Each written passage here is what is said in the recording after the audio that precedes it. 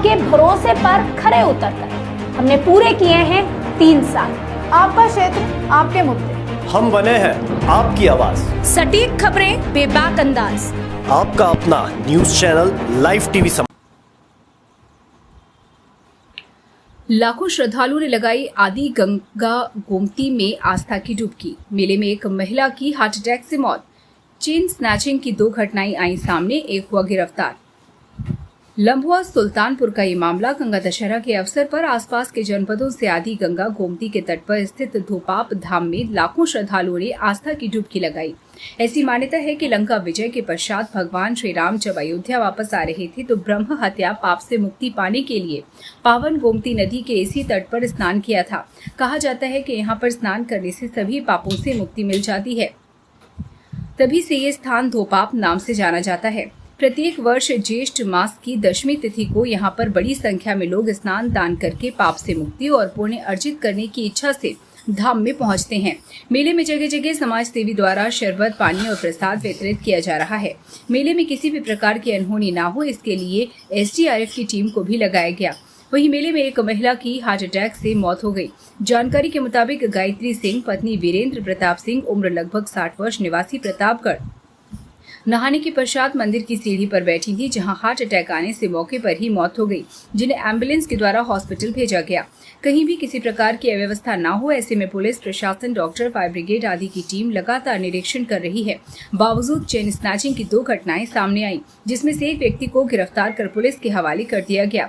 वहीं बगल में ही राम जानकी मंदिर स्थित है, जहाँ पर भगवान श्री राम, माता सीता, लक्ष्मण और हनुमान जी की मूर्ति स्थापित है। भक्त स्नान दान करने के पश्चात दर्शन करने के लिए आते हैं।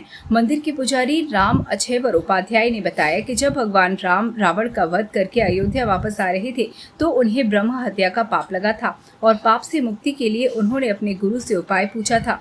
तो गुरु ने बताया था कि गंगा गोमती के तट पर स्नान दान करने से पाप से मुक्ति मिल जाएगी। ऐसे में भगवान श्री राम ने यज्ञ किया। उसके पश्चात गुरु ने बताया कि आपके बचपन का मित्र काला कौआ जहाँ पर स्नान करने के पश्चात सफेद हो जाएगा, वहीं पर आपको पाप से मुक्ति मिल जाएगी। काला कौआ धोपाप में स्नान करने के पश्चात सफेद हो गया था। यहीं पर भगवान श्री राम ने स्नान दान करके पाप से मुक्ति पाई थी।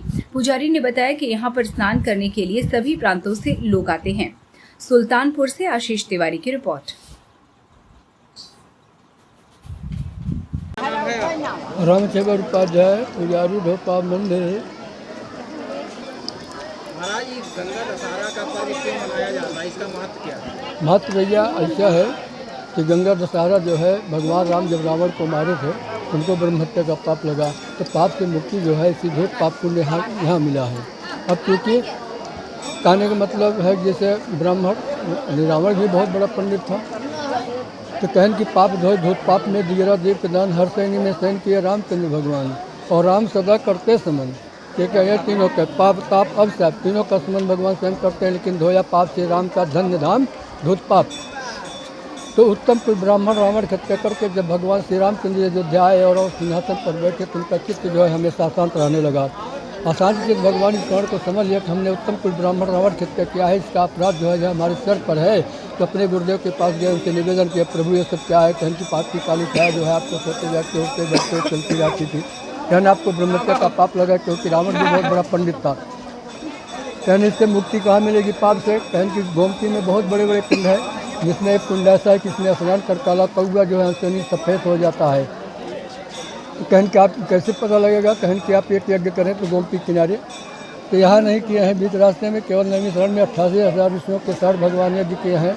यज्ञ करने लगे तो मंत्र आवाहित करो कौआ आया, जो भगवान राम का बचपन का साथी था। तो मुनि वशिष्ठ ने आदेश किया कि इस कौए के पनपत्र में दोने में रखकर गोमती में प्रवाहित करो, और इस पर ध्यान रखते हुए गोमती के किनारे साथ साथ चले, जहाँ कौआ सफ़ेद हो जाए वही कुंड है। तो वहाँ से कौआ चला है लखनऊ सुल्तानपुर दियरा आया है, वहाँ रात को हुआ है, विश्राम किए हैं, दीपोपदान किए हैं। इसके उपरांत जब वहाँ से सुबह होते हैं जब चले हैं परशुराम कुंड, जब जंग कुंड, एक बाद धूतपाप कुंड। पुराणों में धूतपाप के नाम से धूतपाप नहीं है, धूतपाप महाराज जी है पहले धूतपाप कुंड में जब यहाँ है, जब कौआ यहाँ आया सफ़ेद होकर भगवान के पास चला आया। महाराज, यहाँ श्रद्धालु कहाँ से आते हैं नहाने?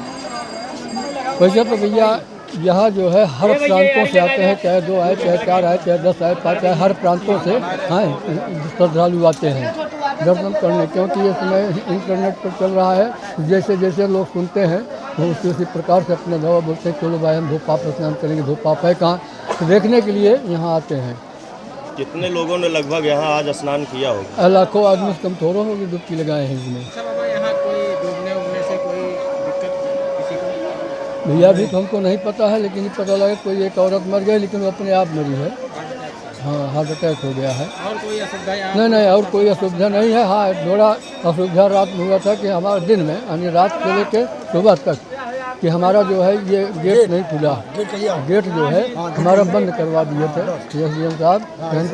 कहन की जैसे कहते हैं कि यहाँ मर जाएंगे, ज़्यादा गहरी है। आज काज यानी 200-400 वर्ष से हम जानते हैं मेला लग रहा है। हाँ, कोई मरा? कोई नहीं मरा। गहरी है नदी यहाँ हमारे यहाँ नीचे, वहाँ बल्कि 200 आदमी मरे हैं हर समय, हर साल 1, 2, 3, 4 हमेशा मरते हैं, लेकिन हमारे यहाँ कोई नहीं। हाँ, एक बार 2016 में एक आदमी मरा था, लड़का। कैसा रहा? दोपाप मेले में जो प्रशासनिक व्यवस्थाएं होनी थी वो कल ही पूर्ण कर ली गई थी और मेला आज सभी के सहयोग से सकुशल संपन्न हो रहा है। वर्तमान में 11 बजे तक भीड़ काफ़ी कम हो गई है। एक दुखद घटना केवल ये हुई कि एक महिला गायत्री सिंह, वाइफ ऑफ वीरेंद्र सिंह, जो कि प्रतापगढ़ की रहने वाली थी, वो मंदिर की सीढ़ी पे आज स्नान करने के बाद मंदिर की सीढ़ी पे जब आई फिर वहीं पे गिर गई। वो हार्ट अटैक से उनकी मृत्यु हो गई, तो उनको उनके परिवारजनों के साथ में एम्बुलेंस से भेज दिया गया। सर, और डूबने वगैरह की कोई घटना? और किसी डूबने वगैरह की किसी तरह कोई घटना नहीं हुई।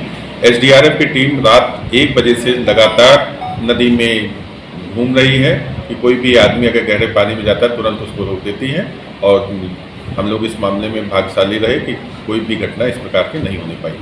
सर, और चेन स्नैचिंग जैसे हर साल होती है, इस साल चेन स्नैचिंग के संबंध में 2 शिकायतें हमारे मौजूद रहते ही वहाँ पे आई थी और एक व्यक्ति उसमें पकड़ा गया है।